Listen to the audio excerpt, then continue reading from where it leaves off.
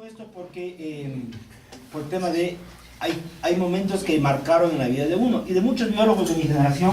Cuando estuvieron aquí, todos hablábamos de Cousteau y muchos querían ser biólogos marinos. En el Ecuador en esa época no había biología marina, había en Guayaquil que se estudiaba para ser camaronero, básicamente acuacultura, ¿ya? Entonces después les comento esto porque posiblemente esto va a pasar con algunos de ustedes, sobre todo en biología, ¿ya? Yo sé que algunos fascinan y se ven como los descubridores de los megaterios, ¿no es cierto?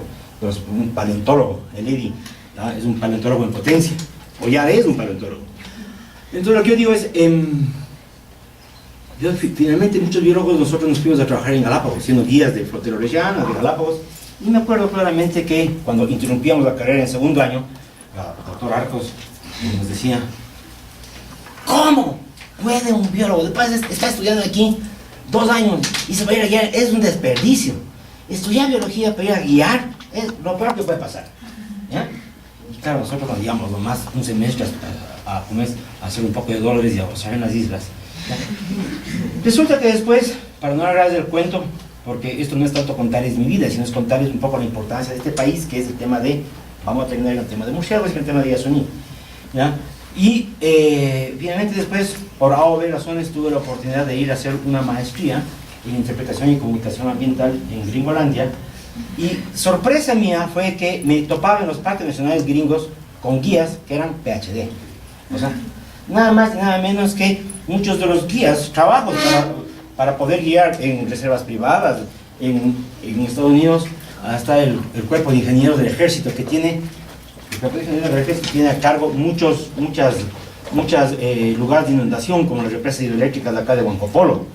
Están a cargo del cuerpo de ingenieros del ejército y a su vez tienen senderos, y es más que los parques nacionales gringos. Hay cualquier cantidad de comunicadores y biólogos que están trabajando allá. Requisito para entrar allá a trabajar, maestrías. Y luego en muchos parques nacionales gringos los intérpretes, los mejores intérpretes son PhD. Se decían, wow, ha sido un intérprete. Primero, pues, no estaba tan correcta la otra cosa con el tema de la comunicación, que es lo que ahora me dedico, es lo que ahora vivo. Desayuno, almuerzo y meriendo temas de comunicación, ¿ya? ¿Por qué? Porque me apasiona, no el comunicar, me apasiona, en este caso no es para biólogos, me apasiona buscar las maneras como convencer a los no convencidos, porque nosotros todos profesamos una religión, y nuestra religión es convencer a la empleada, al abuelo, a la mamá, al taxista, que la importancia de la conservación, ¿no es cierto? Y todos un poco nos dicen, yo cuando entré a biología, mis amigos que estudiaban literatura me decían, ¿y vos qué vas a ser profesor? Y ese, ¿qué vas a conservar? Y decía, no, vas a trabajar.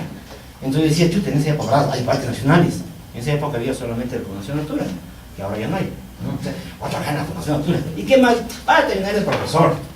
¿Cómo que si profesor sería algo malo? ¿No es cierto? Obviamente les hablo hace varios años, no digo cuántos años, ¿ya? Pero el día de ahora, ¿ya? Con el tema tan trascendental para el país, el tema de Yasuní, no existe una información, una publicación para, no digo para el Yaningo, para el común de los corrientes sobre Yasuní. Toda la información que esté para Yasuní es para nosotros. Es para nosotros. Su abuelita puede hablar del Yasuní, lo que sale en la prensa, y normalmente lo que sale en la prensa corrupta, ¿no es cierto? Entonces, eso es lo único que la gente consume. ¿Hay alguna revista, hay alguna publicación para el taxista sobre el tema de Yasuní? Nada. Santiago, sobre el tema de los murciélagos, ¿qué hay? Nada. No hay nada. Estamos empezando. No hay absolutamente nada para el padre rector, para el portero de este edificio, para nuestro vecino, no hay nada. Entonces, ¿qué culpa tiene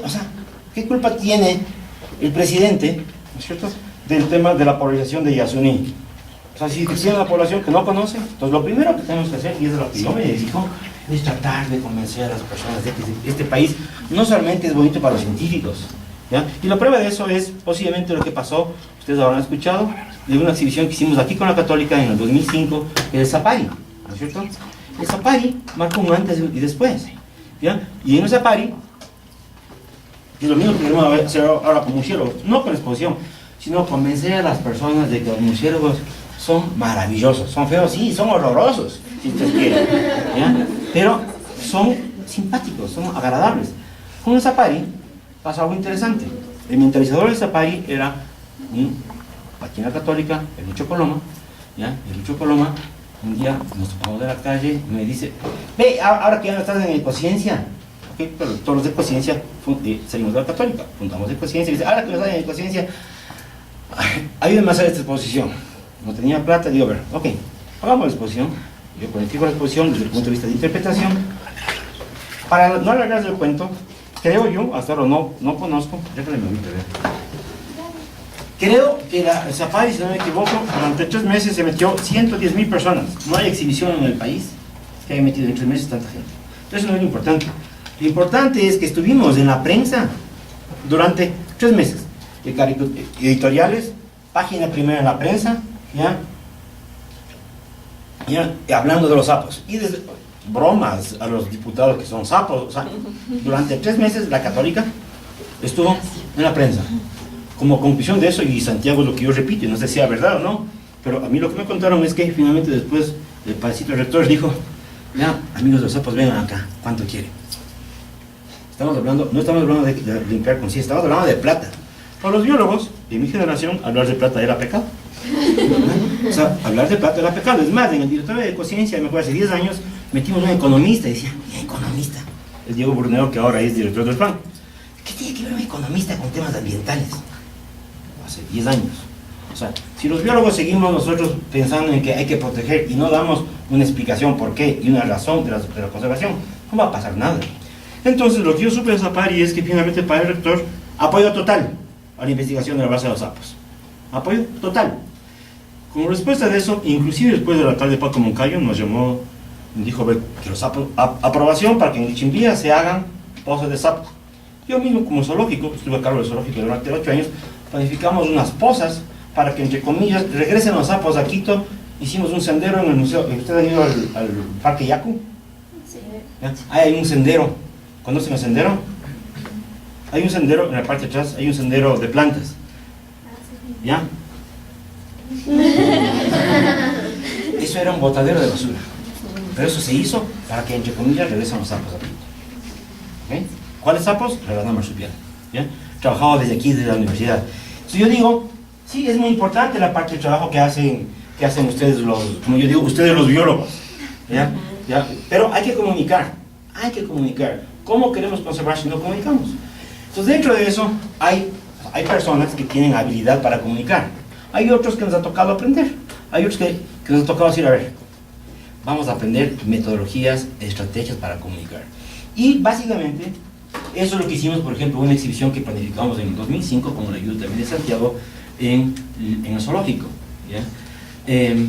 Y el problema de ustedes, y ahora sí voy a marcar una diferencia, el problema de ustedes como biólogos es que creen que es demasiado importante, creen que por ser una planta o un animal hay que conservarla. ¿Ya? Y no nos damos cuenta que para muchas personas, para la mayoría de ecuatorianos, no tienen la menor idea. Primero, qué especies existen aquí. No tienen la menor idea. Y segundo, ¿cuál es la razón para conservar? Bien, si ustedes hacen una encuesta ahora con el tema de Yasuní a los taxistas, perdemos completamente con los taxistas el tema de Yasuní. Entonces yo ahora, a la gente que se me opone a la explotación de Yasuní, yo digo, problema mío, testigo, ¿no es cierto? ¿Problema mío? No, el problema es de ustedes. O sea, finalmente, yo tengo ya 50 años, quien se jode son ustedes, las nuevas generaciones son las que se friegan. Solamente pongo como ejemplo, no para decir mi posición en relación a Yasuní, sino para tener argumentos y estrategias de comunicación para que la gente no se convence, sino que descubra. Y eso es lo que yo tuve la suerte de toparme con el tema de la interpretación ambiental, que posiblemente algunos lo habrán escuchado, otros no lo habrán escuchado, y es básicamente una estrategia de comunicación. Son principios de comunicación que parte de un principio, digamos, parte de conocer quiénes son ustedes, quién es nuestra audiencia. Entonces, cuando les pongo un ejemplo concreto, cuando nosotros planificamos la exhibición de murciélagos en el zoológico, ¿ya? Nosotros decíamos, a ver, vamos a hacer una exhibición de murciélagos, y lo primero que la gente va a reaccionar es que son feísimos los murciélagos.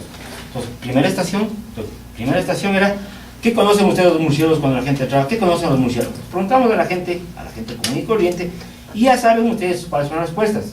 Los murciélagos chupan la sangre, los murciélagos son feos, ratas viejas se hacen murciélagos. ¿no es cierto?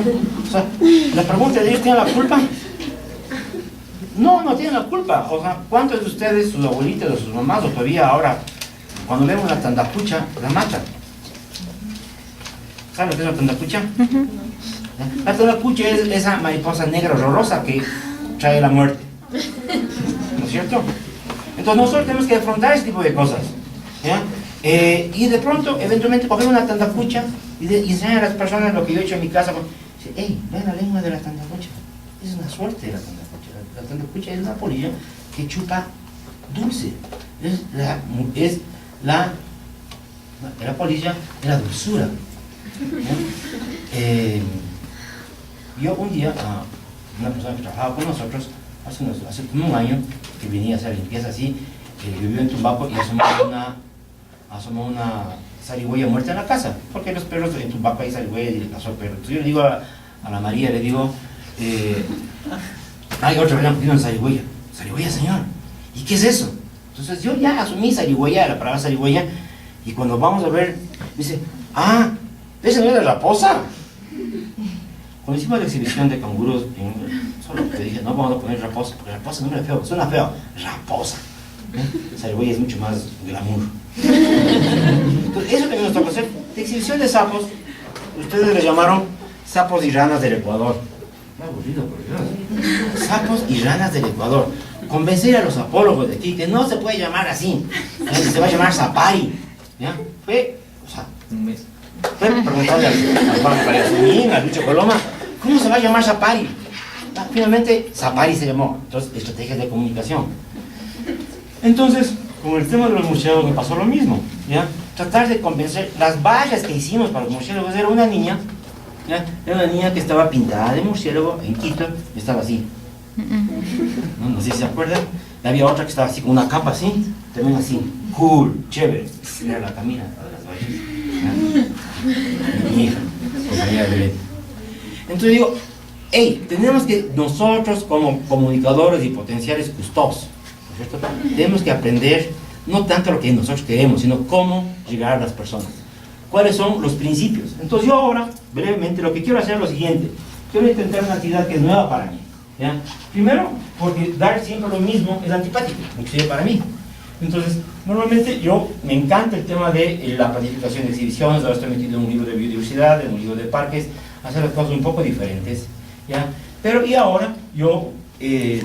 hace mes y medio dimos una charla de interpretación para los guardaparques, ¿ya? Estoy intentando hacer juegos ecológicos diferentes. Entonces ahora voy a hacer una prueba, primera vez, sobre cómo trabajar, porque sé que ustedes están trabajando además con escuelas, es la idea ir a escuelas y colegios rurales. Y hay una cosa que no tienen las escuelas. Primero, nadie quiere ser educador. Yo no he venido a ustedes a educar desde el absoluto. He venido a compartir mi experiencia. Si a alguno le interesa, chévere. Si a alguno no le interesa, o sea, yo no he venido a capacitar. Cuando ustedes van a las escuelas, sería fatal. Si lo hacen, no importa. Es ir a dar charlas y los niños sentados, ¿ya? Porque ya pasan sentados, están sentados. Pasamos sentados los 12 años de nuestra vida. Sentados. Deberíamos tener el tercero plano. O sea, pasamos sentados y en escuelas es muy interesante hacer actividades educativas. Entonces ahora, hasta las 2:30, yo voy a intentar parar en unos 15 minutos de esto, que voy a ir súper rápido, porque yo espero que sea un primer briefing, una primera introducción, y si es que nos enganchamos, poder algún rato, porque esto se aplica para sapos, murciélagos, culebras, para lo que sea, ¿no es cierto? Hablar sobre técnicas de comunicación para el tema de biodiversidad. Ahora es una primera experiencia sobre algo concreto que yo preparé entre ayer noche y ahora, algo ad hoc para murciélagos, ¿ya? Pero estos principios de comunicación se aplican para plantas, dinosaurios, megaterios, colibríes, lo que sea, ¿no es cierto? Entonces, yo rápidamente les voy a dar estos 6 principios, ¿ya?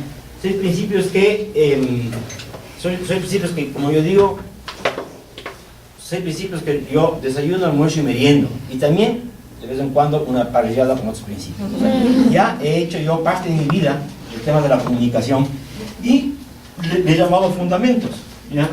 Son fundamentos de la comunicación. Cuando hablamos, sobre todo yo antes daba clases aquí en la Católica sobre interpretación, porque para los turistas, ¿ya? Digo para los ecoturistas y para la gente de turismo, este país tiene varios destinos. Ustedes saben un poco todo lo que es producto de destinos, ¿ya? Pero cuando uno va a un lugar, uno se acuerda de las historias, ¿ya? Entonces, la interpretación no tiene que ver con convencer a nadie de nada, tiene que ver con contar historias. Entonces, yo ahora quisiera saber más historias de murciélagos, porque primero lo que vamos a planificar esta exhibición, pero hay un murciélago que es una maravilla, que el otro día te comentaba que Alfredo Perosco me dio una foto de murciélago blanco. Entonces yo ahora necesito historias de murciélago blanco, porque decir el murciélago blanco y es Ludicrus albus no me dice es nada. O sea, el nombre anterior de la tortuga galápagos, Geochilon elephantopus, para un científico, para un turista, ¿qué quiere decir? Nada, entonces, a no ser que yo explique, ¿no es cierto? Que yo explique la razón del nombre científico, y ahora ya está cambiado. Entonces yo digo, nuestra obligación como biólogos o como ecoturistas es leer y conocer mucho más historias de los murciélagos para poder contar. Entonces, la interpretación tiene que ver con historias. Si no hay historias sobre Yasumí, si no hay historias sobre los murciélagos, nadie se va a conectar con nada. Entonces, en ese caso, ahora, en el caso de la planificación de turismo, de los destinos, es importantísimo, por ejemplo, ¿ya?, el ubicar cuáles son las historias de los destinos y cómo se puede planificar los destinos turísticos de un país en función de la tematización. En este lugar yo voy a contar la historia de la Virgen del Panecillo. Hace 4 años, no más, hace 5 años hicimos un congreso sudamericano aquí de zoológicos y acuarios. Y la señorita de turismo que nos guiaron en el centro, ¿ya?, estábamos ahí en la Virgen de Panecillo, ¿ya?, y los amigos mexicanos, me acuerdo que le preguntaban, ¿y por qué se llama la Virgen Alada? ¿Sabes cuál fue la respuesta? Pues te acuerdas, ¿no? Se llama la Virgen Alada porque tiene alas. No les miento, esa fue la respuesta.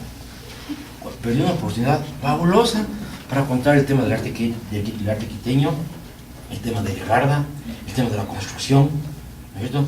Sobre todo es la única virgen que no tiene una cofradía, porque todas las otras vírgenes tienen seguidores, tienen fans, la Virgen del Quinche, la Virgen del Cisne. La Virgen de Quito, no hay seguidores de la Virgen de Quito, no existen, ¿ya?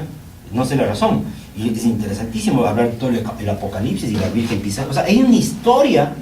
Claro, después, aparte, les contamos a los amigos de que todo el tema del templo del sol, el templo de la luna, ahí las cosas tomaron relevancia. Entonces lo que hace la interpretación es revelar cosas. ¿Cuáles son los 6 principios que voy a ir rápidamente para ver si intentamos hacer algunas actividades? Ya. Ay, yo tengo que pasar. ¿Con cuál era? ¿Con la gana? Derecho. Ok. Realmente les voy a dar esto de acá. Hay un señor famoso que se llama Tilden, y en todo el mundo son conocidos la gente que trabaja en áreas protegidas en comunicación ambiental, esto que se llama los principios de Tilden. Entonces, mejor que lo conozcan así, porque no es que yo los he puesto, sino que ya toda la gente sabe y aplica los principios de Tilden. Es como decir en el caso clase de genética, estos principios que se deben cumplir. ¿Ya? ¿Qué es la interpretación ambiental? La interpretación ambiental básicamente es una herramienta de comunicación. No intenta educar, intenta llegar al punto central de cada una de las personas, que es, no es la cabeza, son los sentidos. ¿Ya? Esta persona, que es una de las personas así de izquierda de interpretación, que trabaja en temas de interpretación, dice: es un conjunto de técnicas de comunicación, instrumentos de infraestructura, un sendero, ¿cierto?, un centro de visitantes, una exposición, que conduce al conocimiento del medio ambiente, estimula la discusión de problemas ambientales y conduce a la reforma ambiental. Esta es una persona conocida como los izquierdosos de la interpretación, porque dice: si la comunicación no tiene como fin cambiar, no tiene sentido, no es simplemente para que usted conozca. Claro, los educadores de cambio dicen: antes de cambiar hay que conocer, valorar, hay toda una escala, ¿no es cierto? Conocer, valorar, y yo puedo tomar una decisión de cambio. ¿Ya? Este es ¿Cómo nace esto de la interpretación que ahora es, bueno, ahora se habla de centros de interpretación? El Ministerio de Turismo está planificando en el país 20 centros de interpretación. Hay centros de interpretación por todo lado. Y finalmente lo que son aquí en Bolivia, en Perú, son edificaciones que no tienen nada. Y lo que han hecho es poner unos pósters y les llaman centros de interpretación. ¿Ya? Entonces, claro, porque la gente no tiene idea del concepto que está detrás de la interpretación. ¿Ya? Y por eso, este es uno de los papás de la interpretación, este se llama John Muir, que es un guía. ¿Ya? Es un guía. ¿Quién ha guiado grupos de aquí? ¿Ya? Entonces, los guías somos la salvación del mundo. Entonces, yo cuando me conviene soy guía, cuando me conviene soy biólogo. ¿Ya? Entonces, pero esta persona fue el creador de Yosemite y todos los parques de la costa de California, que era un naturalista como Charles Darwin o como Humboldt, sin estudios así tan formales, ¿ya? Pero un naturalista que lo que hizo es, durante todos sus años, llevaba a la gente a conocer las secuoyas. Finalmente, claro, llevaba a conocer, a apreciar, a hablar, a contar historias sobre las secuoyas, ¿ya? De toda la costa este, y finalmente se organizó un movimiento de conservación que terminó con la declaratoria de varios parques nacionales de la costa. Y básicamente con técnicas de comunicación, lo que hizo Kilden es recogió la experiencia de él y sistematizó y organizó. ¿Ya? El arte de la interpretación, ¿ya?, del patrimonio natural o cultural debe ser tan antiguo como la existencia del ser humano sobre la faz de la tierra. Antes de la existencia de la escritura, los ancianos de los diferentes grupos transmitían oralmente la historia de su pueblo. Las tradiciones orales, pasadas de generación en generación, eran la base para la supervivencia, evolución e identidad de las culturas. En los actuales tiempos modernos, donde la prisa diaria y el bombardeo de mensajes a través de los diferentes medios de comunicación es el ingrediente diario en la vida de muchos de nosotros, se perdió este contacto permanente con padres y abuelos, quienes eran los principales transmisores de cuentos y leyendas. ¿Por qué ponía esto acá? Porque posiblemente a ustedes les habrá pasado, yo les he transmitido a mis hijos muchas cosas que me pasó a mí en biología. Y una de las cosas que ahorita me acuerdo es haberles contado, por ejemplo, todo el tema de las constelaciones que aprendí cuando me levantaba, hacía mi tesis yo de Palmas de Cuyabeno, y me levantaba a las 4 de la mañana a contar, a escuchar al Victoriano y a Angelina, que ya murieron el año pasado, ¿no es cierto? Y las historias sobre el tema de canoa de cucarachas, quijada de caimán, el yoco, o sea, todas las historias, que era cómo ellos pasaban de generación en generación. Y había una cosa bien interesante, ¿ya? Yo me acuerdo alguna vez en Cuyabeno, ya, los hijos de este cacique Siona, ya, venía a... estaba caminando por sendero, y el pique, Sergio, estaba... ¿Qué te pasa? ¿Qué te pasa? ¿Ya? Y estaba llorando, y resulta que lo que se estaba es comiendo miel de unas abejas, las melíponas, ¿ya? Y las melíponas estaban encima de la cabeza, ¿ya? Claro, estaba comiendo la miel, la mamá le había mandado a traer larvas para ir a coger tucunari. Tucunari es un pez amarillo con rojo de Cuyabeno, de la Amazonía. Entonces, claro, ¿verdad? Pero, pues digo, toda esa historia, ese conocimiento, toda esa transmisión. Entonces, lo que hace, y les digo esto porque la interpretación surge cuando la gente cuenta historias, los abuelos, los papás, ¿ya? Los papás de ustedes contarán historias, y esas historias luego pues, toman forma. Principio 1.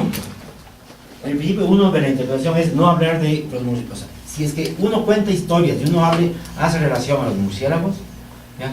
Tiene relevancia siempre y cuando tiene relevancia con nuestra vida privada. Es decir, cuando armamos la exhibición de los sapos o la exhibición de los murciélagos, ¿ya? Lo primero que hicimos de los murciélagos es contar, ¿qué conocen ustedes de los murciélagos? Partamos de que todas las personas, todas tienen un conocimiento, un preconocimiento sobre un determinado tema. Nosotros, como educadores o como comunicadores, no podemos nosotros entrar sin saber qué es lo que tienen las personas en la cabeza. Otro ejemplo concretísimo, ¿ya? Cuando estábamos haciendo la exhibición de murciélagos, ¿ya? Fuimos a pedir auspicio, no sé si tú sabías la historia del Amazonas. Fuimos a pedir auspicio del Amazonas para que nos auspicien con pautaje en el Amazonas. Y me senté frente a la Soraya Proaño, gerente de mercadeo, y estaba así que vamos a hacer los murciélagos, además todo el discurso, ¿no? Todo el discurso de que polinizadores y personas de semillas, controladores de plagas, pero yo veía que no había química. Entonces la cierta me dice, yo tengo tirria los murciélagos y los ratones. Si hay dos grupos de animales que no los puedo ver, me da fobia. Yo sentado ahí dije, ups, fracasé. ¿Ya? Entonces yo me hago gracioso, me hago como que levanto del sillón y le digo, bueno, habíamos traído algunos para que ustedes le vean, ¿ya? La reacción de la señorita fue tenaz, se paró y dijo, no me habrá traído acá, yo les tengo fobia. Me gritó. Y dije, no, era una broma nomás. ¿Ya? Ah, bueno, porque yo pensé que había traído un murciélago acá, les tengo fobia. Se estaba acabando la reunión y dije, me juego la última carta. Y digo, bueno, así vamos a promocionar. Yo tenía los artes de las vallas, de estas vallas de... ¿así? El señor las artes de las vallas, ya había puesto ahí Teleamazonas como auspiciante. Y ya parado. Y dice,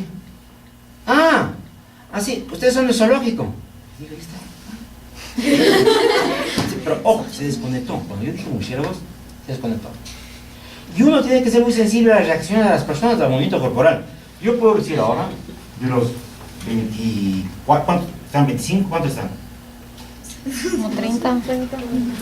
No hay nadie que está durmiendo. ¿Por qué? Porque estoy con control visual de absolutamente todos ustedes. Yo sé, estamos controlados, están siendo monitoreados por mí. Entonces, no puedes. Entonces, uno tiene que aprender a leer el movimiento corporal. Entonces, esta señorita, cuando yo dije murciélagos, se transformó. Peor cuando yo dije que le había pedido murciélagos. Y cuando le enseño la valla, me dice, así es, no se preocupe. No tuve que decir nada más. Dije, pero, no. Si van a promocionar así, entonces no hay ningún problema. Pero, no, tranquilo, ¿cuándo me manda la cuña? Literalmente, ¿cuándo me manda la cuña? Nosotros íbamos por 20 cuñas, nos dio 60 cuñas. Hicimos un comercial de 30 segundos, los murciélagos, y nos dio 60 cuñas. O sea, fue fabuloso. Entonces, es importante conocer. ¿Qué pasa con este principio? Este principio dice, cualquier forma de interpretación que no relacione los objetos que presenta y describe con algo que se encuentre en la experiencia y personalidad de los visitantes será totalmente estéril. Ejemplo concreto, esto es un tronco de una secoya que está en el Museo de Historia Natural de Nueva York. Es un tronco de una secoya de aquí a acá. La foto no es más, pero aquí dice, empezó a crecer y está puesto en el árbol. Está puesto esto, empezó a crecer 550 años de Cristo, hace 550 años. ¿Bien? Y a lo largo del tronco están puestos varios hitos, Segunda Guerra Mundial, o sea, varias cosas. ¿Y qué es lo que uno, después de ver eso, qué es lo que uno siente? Uno dice, qué viejo. Pues cualquier comunicación. Pero claro, o sea, es lo que yo sentí, qué viejo el árbol. O sea, cualquier cosa de comunicación, uno de los primeros principios es intenten relacionar con la vida de las personas. Para mí el ejemplo que yo siempre tomo ante no biólogos es el tema de la fanesca. El tema de la fanesca debería ser el plato nacional de la biodiversidad del Ecuador. El gin tonic. O sea, no sé qué tanta verdad exista ahora, pero el gin tonic tiene todavía extractos de la corteza de... ¿Sabes cuál es? No. De la quinina. ¿Bien? De las cinchonas.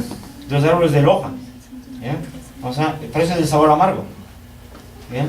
Bueno, ahora hay quinina plantada en Java, en Sumatra, hay cualquier cantidad de plantación y se exporta, pero salió de aquí, ¿eh? Es salir de aquí, de Sudamérica.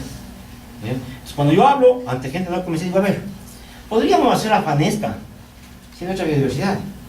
No podríamos. ¿De dónde viene el pescado de la fanesca?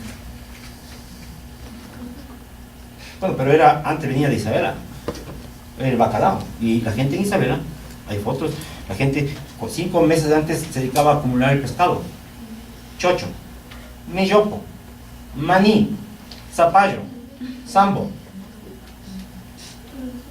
¿Cómo hacen la fanesca? Sin esa biodiversidad. Bien, lo tomamos por la morada, ispingo, mortiño, laurel, arrayán. Entonces, ojo, principio 1, intentar comunicarnos. Entonces, en el caso de murciélagos, uno puede decir, a ver, o sea, ¿cómo se comunican los murciélagos? ¿Cierto? Hacer cosas que nos conecten con nuestra vida diaria. ¿Cómo oímos nosotros? ¿Cómo escuchamos nosotros? ¿Cómo nos ubicamos nosotros? ¿Y cómo se ubican los murciélagos? ¿Ya? ¿Está claro un principio? Este principio, intenten relacionar con nuestra vida diaria. Siguiente. Entonces, ese es relacionar. Siguiente. Principio 2, la información como tal no es interpretación. Uno tiene Por eso yo digo, hay cualquier cantidad de información sobre murciélagos.